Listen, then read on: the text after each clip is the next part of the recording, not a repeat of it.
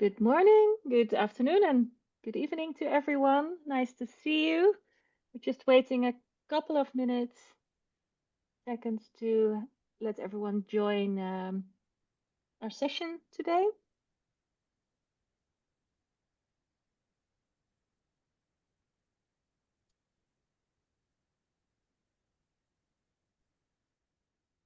There's some people dropping in.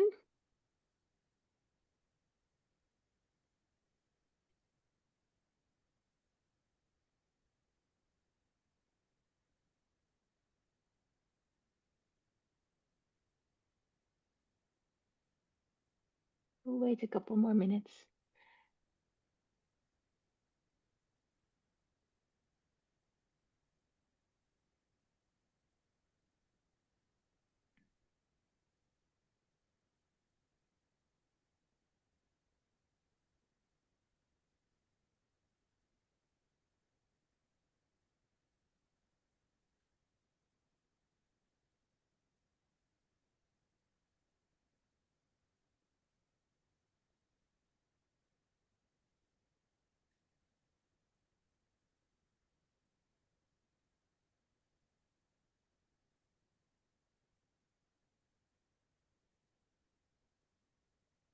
Okay.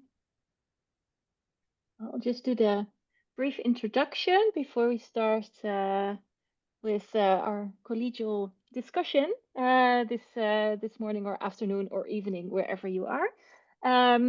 Yeah, welcome. Today we have organized a new form of webinar, an interactive Q&A. This is an initiative organized by the special interest groups of the E and mHealth and the Aging Special Interest Group of the International Society of Behavior, Nutrition and Physical Activity. My name is Trynke Hoekstra. I am a member of the Aging SIG, and we also have Claire Gough and Gordana Dermody in the Zoom. Claire is a research fellow at Flinders University, and she also is a co-chair of the E and mHealth SIG. You have all watched her video where she gave an introduction to the human factors of technologies with a special interest on the aging population.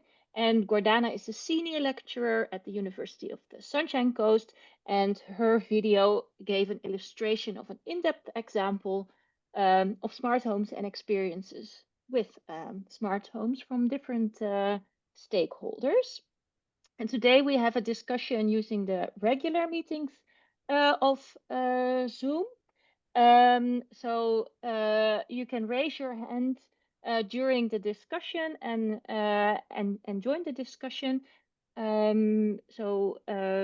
Please feel free to engage in our discussion.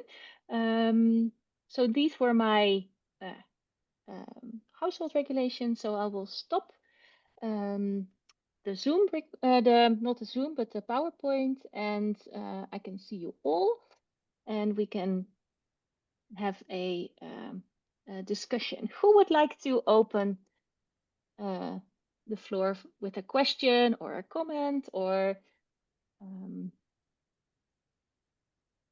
who can I give the floor?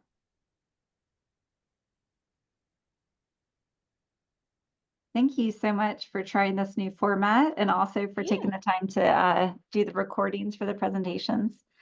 I'm curious for both of the speakers, just your general thoughts the next 5 to 10 years, where are we headed, for future research directions and projects? What should be a priority in this space? Thanks, Amanda. Gordana, do you want to go first? Sure, I can Yeah, give that's it a great. stab if you'd like. Thanks for the question. That's actually a very, very good question, which I ask myself daily. I think from my perspective, there has to be a greater focus on implementation science when it comes to the different technologies. For me in particular, I'm very interested in, the health smart home space, but my interest in technology transcends the smart homes. So I'm also interested in other types of technologies. And I think there's this mismatch that I see between the speed of development and the capabilities of those technologies and actually integrating them into models of care. So there's this kind of division between here's this tech, this is health tech, and we overlay it on things, but we're not actually integrating it. And that's because the integration of this technology into health as part of care delivery can be messy. And there are lots of different factors around that, which is why I liked framing this in that ecological lens. And I know Clara has mentioned some things about human factors, which is also part of that, because, you know, for smart homes, for example, you know, how do we do this? If I want smart homes to be integrated into home care, what does that mean? You know, how many nurses do we need? Who's going to look at the data? Where does the data go? Who updates the system? Who pays for what? So there are lots of these types of questions. So I think from my perspective, it has to shape up into more of an implementation science research area where we grapple and battle with some of these complexities, which do need to be answered and addressed. And then coupled with that, I think, is that policy piece. So coming at it from really two different sides, because if our policymakers are not supporting these types of technologies to be integrated into health, if there's no funding made available, then the industry partners, they're not going to be adopting it because that might be an expense and it poses a risk to their business. So I'll leave it there and hand it to Claire. Yeah, I think there's a lot of those similarities in both of our presentations were really quite interesting because it does come down to that human factors. But I think as we move forward into the next 5-10 years of aging research in this space, we really do need to address the fact that we've got a changing population. Now, there's a lot of ageism around using technologies with older people at the moment. So a lot of opportunity isn't there, and a lot of things seem to be written off because older people wouldn't like to engage, or older people wouldn't be able to use these devices. But as we move into the future and as we shift into an aging population that potentially have grown up with smartphones and mobile phones and smartphones in their hand, that's all really going to change, which means that these human factors are significantly going to shift, and perhaps the research and the health changes and some of the programs that we can implement are going to be very, very different, because technology is just going to be a part of them as a given, rather than something that we worry about whether an older person would be able to turn this on or access this device or potentially use it. So I think around the human factors, we've got a lot of change in the actual population that will be using technology. And then we've got on the same side the fact that technology is changing so rapidly. And so how do we actually keep up?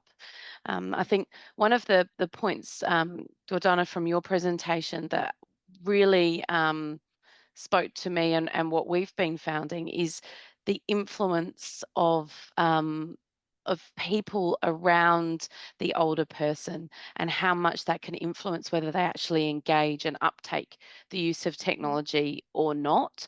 So, you know, family members, carers, etc., are open and enthusiastic about technology. We seem to get a really different result and a really different interaction. Whereas if we've got people, carers who are resistant to change and reluctant to take on that technology, then the engagement is very, very different. So I think that's a big space that will change and shift as we progress over the next 5-10 years. That's a good point. If I can just jump in one more time with another reflection about the caregivers around the person, this extends into that workforce as well. And one of the things that we find, you know, by training, I'm a nurse, is that our nursing education is really lagging behind in incorporating concepts of digital health or smart technologies in general. And so then what we find is nurses who are new graduates, they're not as exposed to some of these technologies that are being used and will be increasingly used. And so then when they get to the point of being in a job, they're working, they're rolling something new out, there could be more levels of resistance because they've not been exposed to it. And a nurse is a very important person when it comes to healthcare delivery, especially around older people, because older people really trust nurses. And so if those health professionals don't believe this technology is good or should be used or is great to use, for example, then it could also be a resistance in the patients themselves. If they think my nurse doesn't see the value in this, well, why should I use it? So I think there's that concerted effort to make sure we catch all the stakeholders in that digital health ecosystem, which is really critical. So I think, going forward in those next 5 to 10 years, I mean, it's a big pie with many slices that I hope, we can take all these slices out and really examine them. But it's going to be really interesting to see what's going to happen next. That's for sure. Yeah, I think as well, just to expand on what you've said there about the care workers in the space, and to take a very much an aged care lens, because that's where the research that I've worked on with ARIA was. We've got this really interesting perception of technology from some carers. Some are very willing to uptake and can see the benefits, and are able to bring technology into their everyday care. Others are very reluctant. And I think a lot of this comes down to the time factor that's involved. Yes, if technology can be helpful, that's wonderful. And a lot of people understand what the benefits might be. So down the track, they might actually speed up a daily routine, assist care, improve the quality of the outcomes.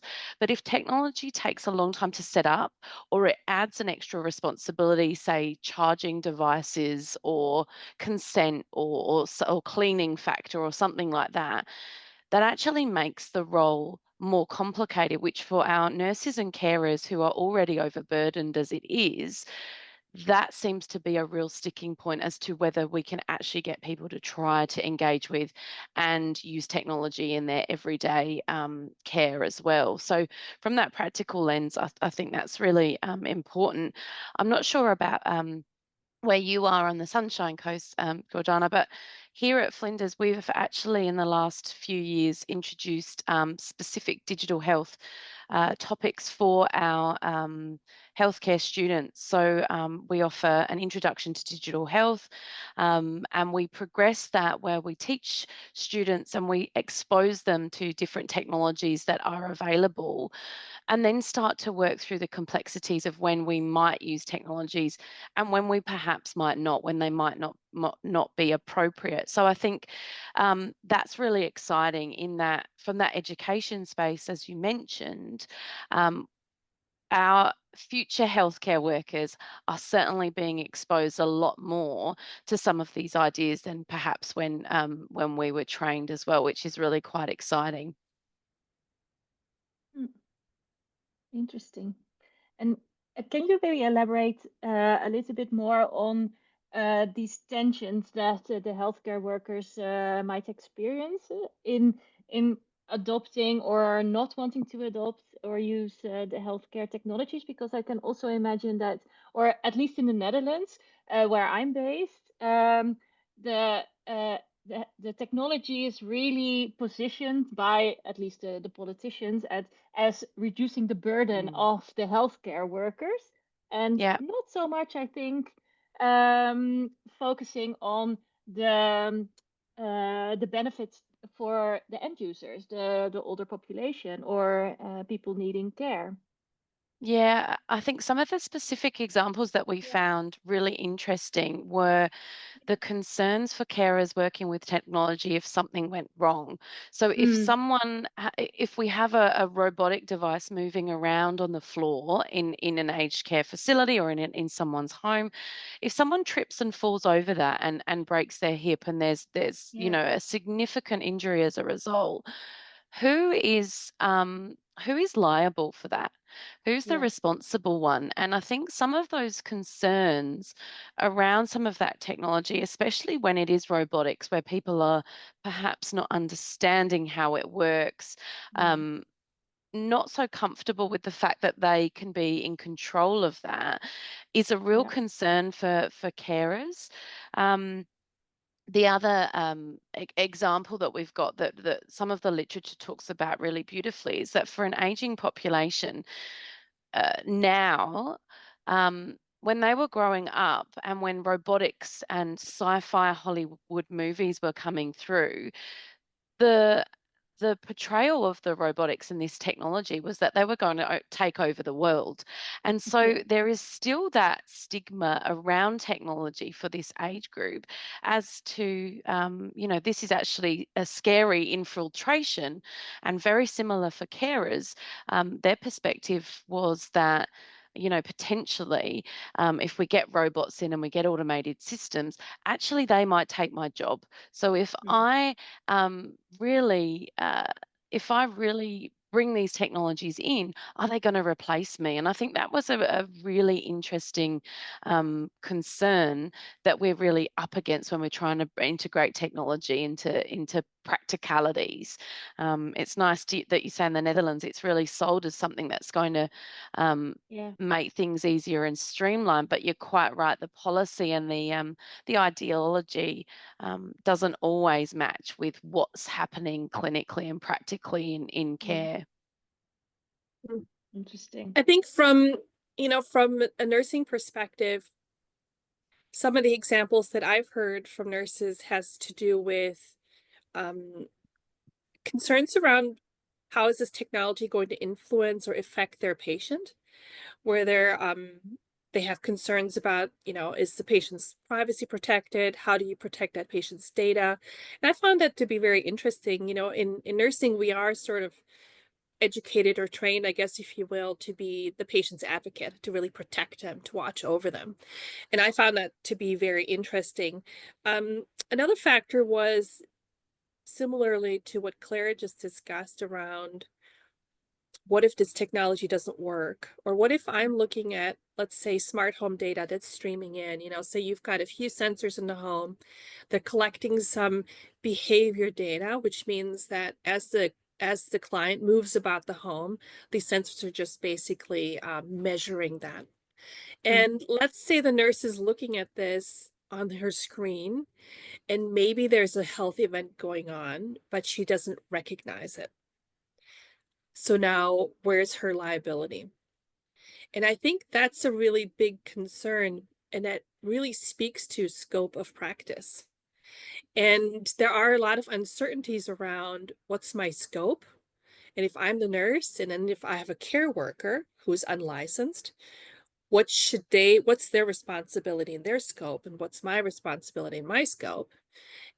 And that's probably the heart, I think, of not resistance, but distrust or concern.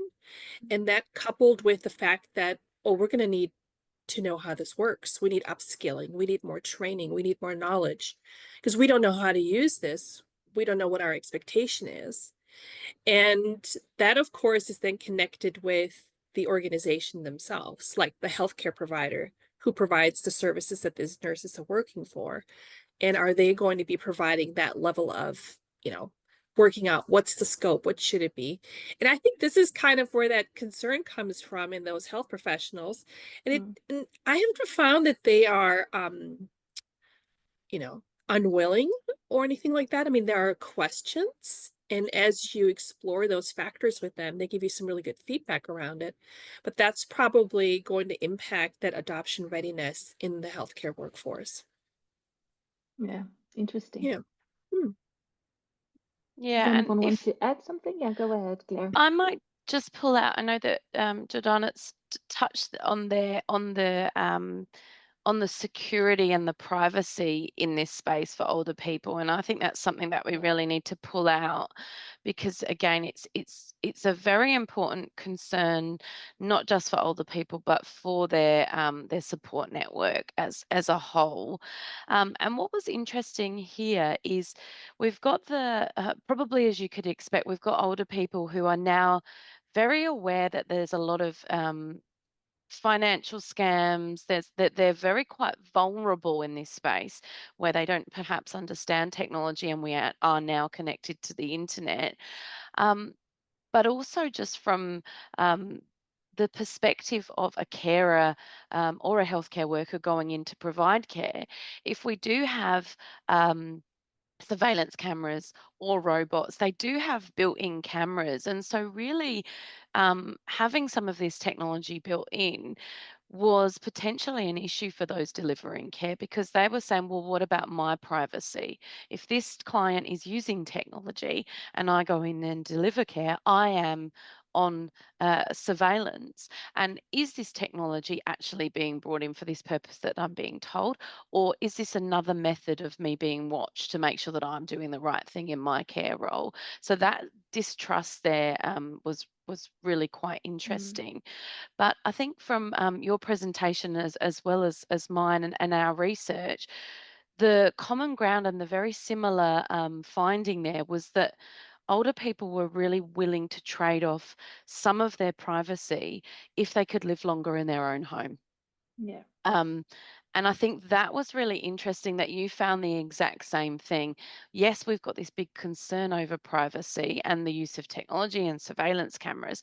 But if you let me stay at home for longer and I can live independently at home for longer, then you go ahead. I'm willing to trade that off. So there is this very fine balance. And I'm not sure what you found in that space, but I think that's really interesting that trade-off is older people are quite willing to make that to stay home for longer. Absolutely. We found exactly the same thing. And I have to say, one of the important aspects for anybody who is working with older people to maybe onboard a new piece of technology or something is to really give them time to properly explore, to ask questions. And what we found is that this is more of an iterative process where it isn't just linear, tell me once and then I agree or disagree, but they really like exploring the benefits, perhaps some of their challenges, because they're trying to work out and balance this idea of, okay, I might lose a little bit of privacy, but it does give me the ability to stay home. And as they work that out, eventually that's what they conclude. I mean, I've come across no older person who says absolutely not, absolutely never. I just haven't. And I found that to be interesting, especially with all this ageist stigma. Old people hate technology. That's actually not true. I have not really found that at all. Even with people from lower socioeconomic status, they're always willing to learn about it. They kind of explored it with you and things. And in fact, nowadays, we just finished doing these big world cafes to look at retirement living. We say to them, okay, let's all pull out a picture of our grandchildren and do like an icebreaker. They're all whipping out their smartphones. So it's just not true anymore that they're resistant to it. But I think the key thing here is we have to go with what the older person wants. I mean, it's their right to decide where they want to live, how they want to age, and how they want to live.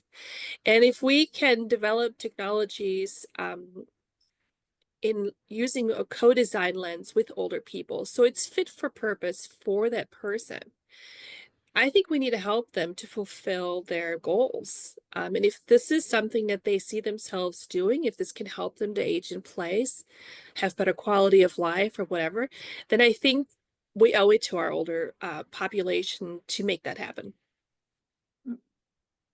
Interesting. And do you have any ideas what would be needed to, for example, scale innovations like that to a different context or a larger region? What is needed for that? Well, I think right now our discussion here today, it's basically going back to, I think it was Amanda, wasn't it? This question about the next 5 to 10 years. I think that's really what's needed. Really continuing the research, but really working out how to, I think for me as a researcher, working out how I can collaborate in a way with maybe others who are more in that policy space, because I need to be able to understand how to shift sort of the needle at a larger perspective, because otherwise just bottom up isn't going to be bringing that into existence. You know, I think it needs both. And I think in Australia, we have some fantastic examples of different types of digital health technology frameworks around how to integrate it into curriculum, frameworks around how to integrate tech into home care, preparing the digital workforce readiness, for example. So we have some really fantastic high-level frameworks, but we have to kind of work out still how to bring those frameworks into a more translationary phase. And I think this is where that tension is, because it's a little bit messy. And when you apply for grants, and if that's what you're working on, it isn't your regular, you know, we have a randomized controlled trial with 2 boxes of mice in box A and mice in box B. It's messy. And I think when the reviewers are reading this, they're going, oh my God, you know, what is this? But I think this is translation and implementation science. So I really think that that's a big component. Can I also maybe chip in here? Go ahead, and something that I think can also be considered in developing these interventions is participatory research designs, because to be transparent, I usually work more with adolescents and adults and not with aging. But it seems to me that when we work with adolescents, we need to listen much more to them while developing the intervention, so that the intervention then can make sense to them. And I'm kind of guessing, this is not, it's an educated guess, that it can also happen in older people, that we should consider having them quite from the start in developing the interventions, in listening to them, and have these participatory research designs. I don't know if it's also your opinion. Yeah, it's or if you have exactly any the experience same. Yeah. Yeah, it's exactly the same. All of the evidence for the use of technology in older people is that the uptake is definitely improved when older people have been involved in that design process of the technology, not just given something that is designed for them. So that co-design, it's exactly the same with older people and uptake as well. Yeah, you're quite right. Yeah, and I think just to go back to the question about how to upscale this in the future, I think some of the mistakes that have been made in integrating technology is that perhaps we've got an aged care facility that's gone out and bought a box of something and brought it in and said, this is what everyone's going to use. And this is where this complexity of the human factors and the uptake and the acceptance of technology comes in, is that we know everyone's individual. We know that one size does not fit all, even for us and our personal preferences for those of us on this call. So giving everyone the same technology and expecting them to use it in the same way and get the same advantages from it is very unrealistic. And I think that's where we come back to those issues of, okay, if we are researching in this space and if we are getting grants in this area to look at a particular question, we are expected to provide one intervention, but that's not going to get us the best healthcare outcomes at the end of it, and that makes things a lot more complicated. And interesting at the same time. Yeah, we're certainly all in for nice long careers. We're never going to end up running out of work or questions, that's for sure, in this space. Does anyone? That's go ahead. Sorry, I was just going to say, that's right, Claire. We're never going to run out. And I think there's also a change in you know, research and how we conceptualize research. I think the mainstream scientists, you know, there's this reductionistic sort of paradigm where we're looking at this little tiny thing and that's what we're looking at. And maybe we look at that for 20, 25 years. But I think in this space, where, as you mentioned, there are multiple factors. And I think because, you know, I was really struggling as an early career researcher thinking, you know, how do I do this? You know, how do I tackle this? Where is my question? And then one question leads to another question and so on. And I think looking at that pie and taking those slices out is probably better. It's more pragmatic, and will hopefully lead to those results in a more efficient manner, because otherwise it isn't really realistic, because our technologies are evolving so quickly, so rapidly. You know, if I was still researching something from 10 years ago now, where would I be? You know, it just wouldn't really make sense. Yeah. So I think we have to shift how we conceptualize research in this space to be more pragmatic. And I think that's going to lend itself much better to translation than if we use the more traditional research paradigms that has you researching something in the same way for 10 years, you know, like boxes of mice A and mice B. Yeah, totally agree. Totally agree. I've when I started my PhD research, I was actually using GPS devices and sending older people out to carry on about their day, to look at how they interacted within the community and how active they were. And that box of GPS devices are sat in the back of the cupboard, and they will never be used ever again because they're so out of date. Everyone's got GPS trackers on their mobile phones now. So you're exactly right. This is a really interesting space for research and for healthcare more generally, because if you do get stuck in something and you don't evolve with the changes, you will get left behind. So that, and coming back to that first question about where do we see ourselves in 5-10 years, we might make some, you know, interesting and sci-fi predictions as to robots in everyone's house and doing the cooking and the cleaning, but really we're not far off of that pace of change, which yeah, it's going to be very interesting to see where we are in that time.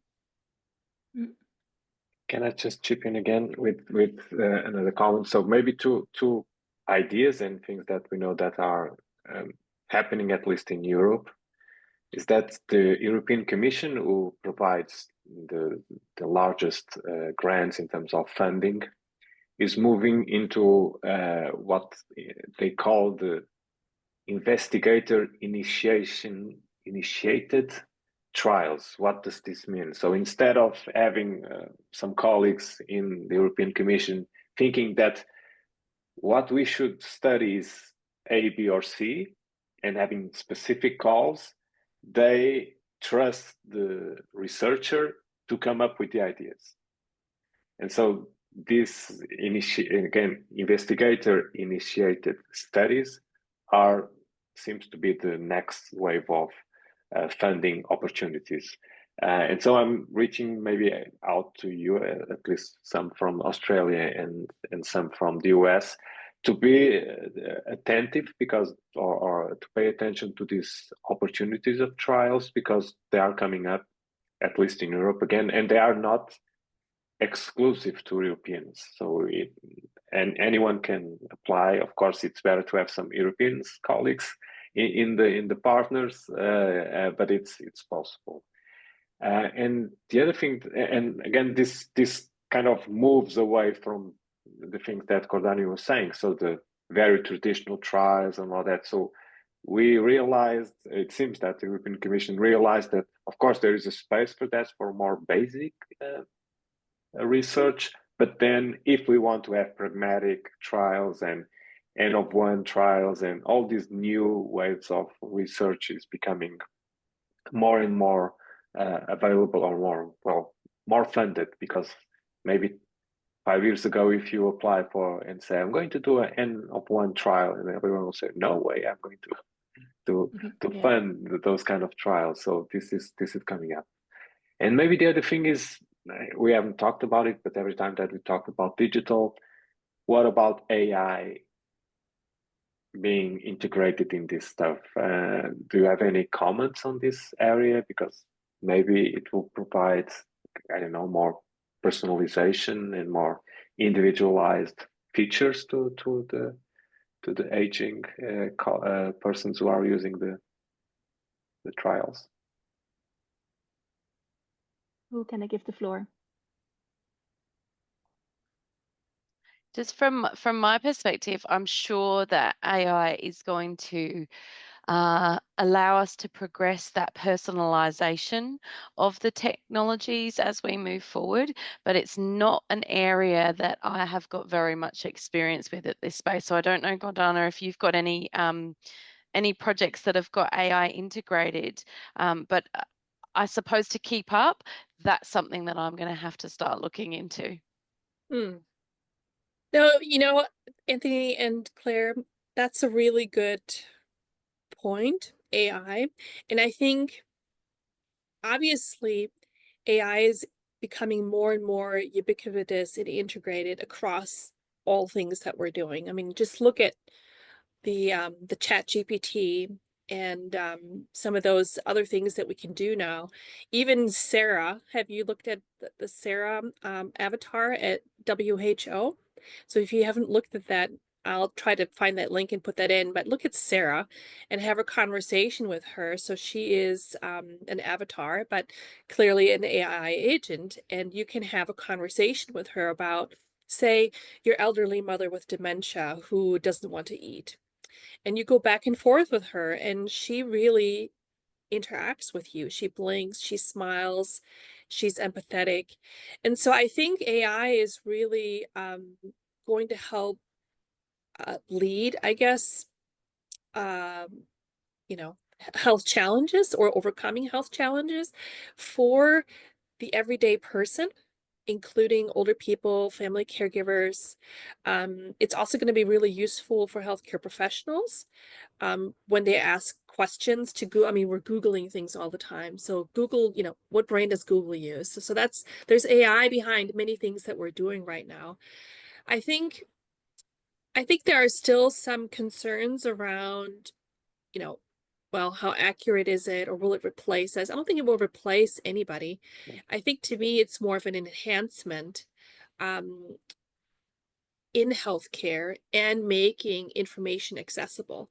The key is going to be to understand, you know, is this AI agent reliable and valid? Like, is there a way of establishing the level of competence in a particular AI agent to make sure that the information it's giving you is reliable? I mean, if you go to ChatGPT, for example, and you ask it some questions, you may not always get the correct answer. Sometimes you get a nuanced answer, so you have to have some knowledge to understand if this is correct or not. But I think over time, with the more data we put into these different AI agents, the better they will learn. And I think we have to get used to the idea that perhaps we're not going to open a box and say, here it is, here's AI, it's a finished product, here it is, ready to plug in. It's more of a continuous learning that's going to go on and on and on and on and improve over time.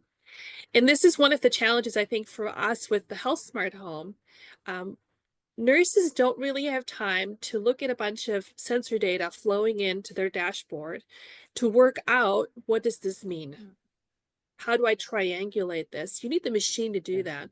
So we need machines, or the AI agent, if you will, who can really think very quickly and pre-package the priorities for this particular patient. So the nurse can perhaps say, okay, the first one is maybe there's a UTI going on. That person might have some delirium. And that is really where I see the AI agent being very important, is to help speed up that clinical decision making and inform the decision making and provide that guidance. Of course, you can ask it questions, but that's in that smart home space. But I think it transcends that, in that any person right now can log into WHO and can have that conversation with Sarah. Any person of any socioeconomic status. I mean, if you have a smartphone and if you have internet, you have access So I think it's very exciting. It's like a new era for humankind to break down some of those barriers that we had in the past, where maybe the only way to get information is to find a doctor somewhere, set up an appointment, travel to that doctor. And if you've been to places that are developing countries, you know that they don't have cars, or there might be few doctors, so I think it's very exciting, and I think there's a huge role in it. And I think we need to think about this from a health professional's perspective, the interdisciplinary team. What does AI mean to you as a health professional? And then what do you think your role is in helping to educate your clients, your patients, in how to use it and how to use the ones that probably are more reliable? Then maybe can I share a scenario with you? Because again, this is one of the discussions that is being held in the European Commission, and this is ISBNPA is part of the stakeholder advisory board, and they are kind of moving into a scenario such as this, and this is in, for them, less than 10 years time. So they will have much better sensors with everyone, sensors in the house, or sensors in the person. So I don't know, Apple Watches or Whoops or whatever. So people will have a lot of those, and also the older people. Then they will have those AI agents looking at the sensor data to make sense of them and to provide kind of a set,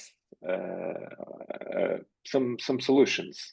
And those solutions will then be kind of reviewed by a human that will click in some space, or in in one of the options, and that option will be provided to the person in their house or in their homes by, again, mechanical, electronic, or something. So people do not need to go to the medical center or something to get a treatment. They are in their place, and the sensor detects there's an issue with their blood pressure because it's been going up, and that's specific to that person because the sensors have a lot of data, and the AI knows that person, the usual trends and all that, and it says, okay, this person should have, I don't know, something being given to them, and the person in the hospital is just like just making some decision-making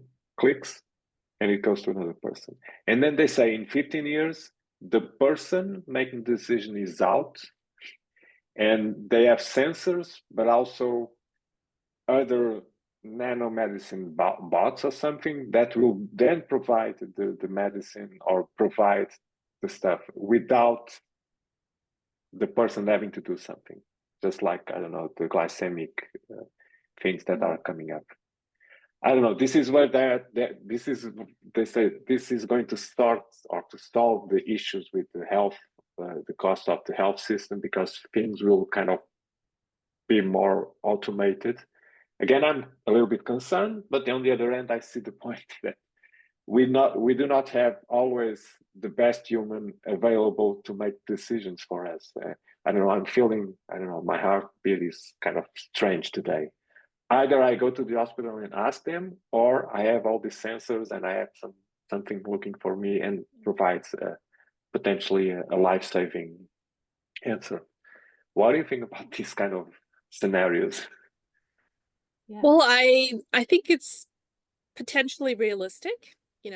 I do think that we have to frame it from, let's say, multiple perspectives, because we have that ecosystem again. We have the patient, you have the caregivers around the patient, and family members. You also have the health professionals who are using these technologies as well. So on the one hand, I think patients will really benefit from being able to self-manage. For example, if I actually have atrial fibrillation, and sometimes if my heart is going into arrhythmia, I have my smartwatch. Yeah. So I can actually do a quick EKG, and I can email that to my doctor. Or I at least know you need to take your medication now. So I think there's that self-management piece, and being able to ask questions that the patient then can have answered in terms of what should I do now? Do I need to see my doctor? Do I need to do something? You know, so asking someone like Sarah, for example. And then I think, on the other hand, as you mentioned, healthcare, the way it has become, it's a behemoth, which is actually very, very inefficient. It's inefficient for multiple human factor reasons. So I really see AI being useful in making healthcare more efficient.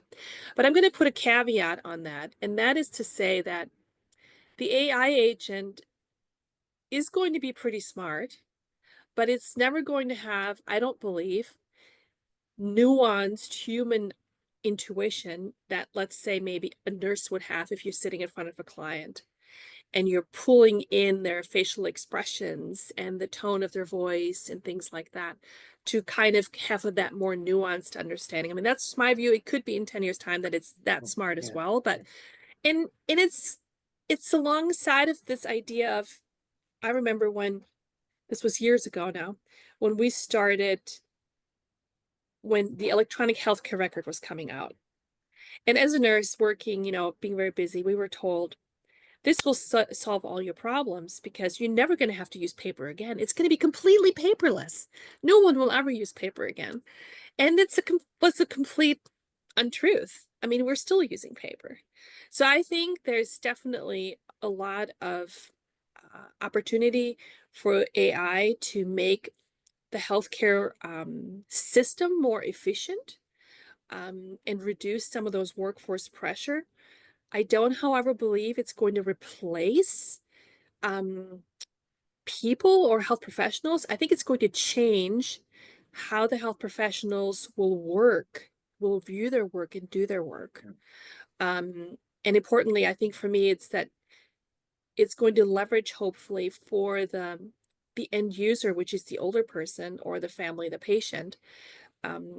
It's going to make, I think, information more accessible.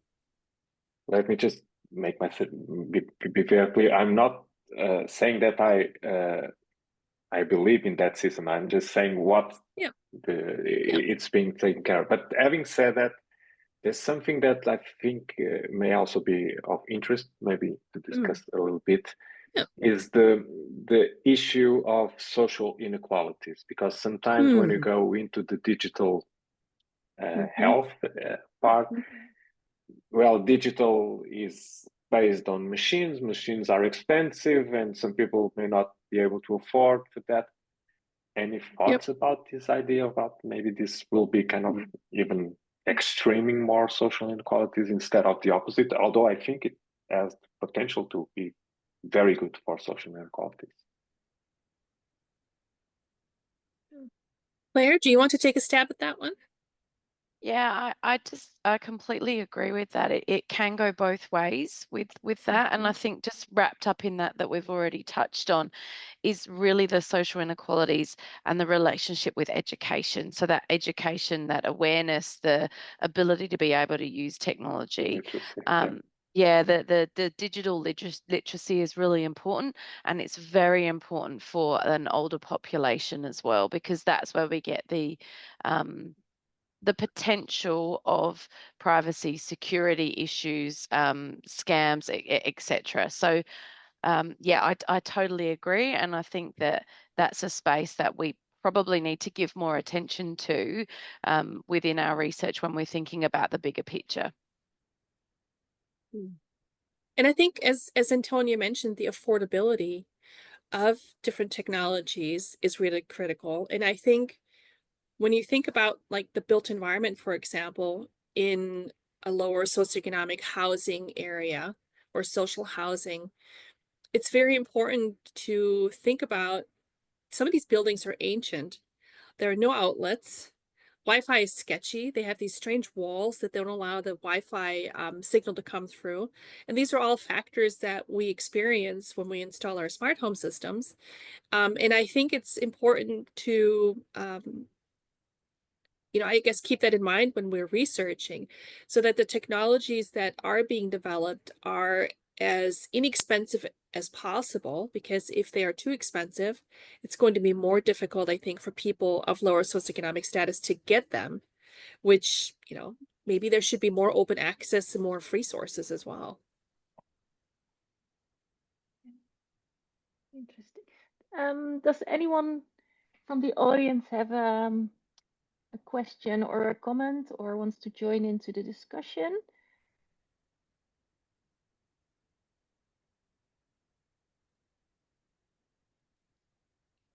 Do you have a question, Amanda, or? I don't, but I did want to say thank you for putting this together. And it's been really neat to have the Aging SIG and the mHealth SIG work together for this webinar. And both of you are doing such really important and timely work too. I know this is really cutting edge work, but I think it's going to have an important impact on healthcare and helping our aging population. So thank you. Yeah. Thanks, Amanda. Thanks. Yes, we were talking before we started about our collaboration and what we might be working on next. Yeah. So we'll put something onto the to-do list and see if we can get pull something together and publish a discussion piece, because we certainly haven't run out of things to talk about today. No, true. Any last comments? We are almost out of time. A few minutes left. I think I would like to say something, actually. Yeah, go ahead. So my last comment is really around, the interprofessional team. So I'm very interested in understanding how, as multiple professions with different sort of lenses, I guess, what the impact of our roles in our professions are on furthering the research areas that we discussed today, and also really thinking about the scope of our practice and how that might change, and whether or not our professions are actually changing in alignment with the development and the future healthcare needs of the global population. So I guess it's like a two-way sort of thing to think about, because I think sometimes, as in a particular profession, we have that lens and we just kind of practice in it, and we hope that our professional bodies are the ones to kind of move us along to be in alignment with what's happening, what needs to happen. But I also think it's important for the individual professional to kind of contemplate this on their own, because I think that that's going to help enhance things. And it's also it's kind of like a co-design lens. So don't view yourself as someone has developed AI or something out there that I now have to use and figure out, but really come to the table and say, actually, in our discipline, in our profession, we see it working like this, and this is our influence on how we think this should be modified or adjusted. I think there's a lot of power in our professions and in our professional bodies. And I guess my call would be to really step up, I guess, and contemplate these questions and give input, so that really your profession is at the co-design table in this more global ecosystem, I guess. Great comment. And at least if I can reply in the name of ISBNPA, that's a little bit what we're trying to do with this, our positioning close to the funding agencies and being made ourselves available to provide to those funding agencies the voice of our membership. So of course I'm not, when we are there, we try to convene all that information, but it's usually a big ask, because it's not something that the funding agencies are ready to do, or their natural way of doing things. It's much easier to go top down than bottom up. But it seems, at least in Europe, again, I cannot speak about other funding agencies. The openness at this point is quite big to listen to the researchers. As I mentioned, investigator-initiated studies, and I was, whoa, this is something new. At least for us, it's something new, because we usually have to kind of move ourselves into a specific box, as you're saying. Okay, they want us to study this and we go after the money. Now they say, we have money, we have funds, just come up with the ideas and we do our best to evaluate your ideas and provide the funding.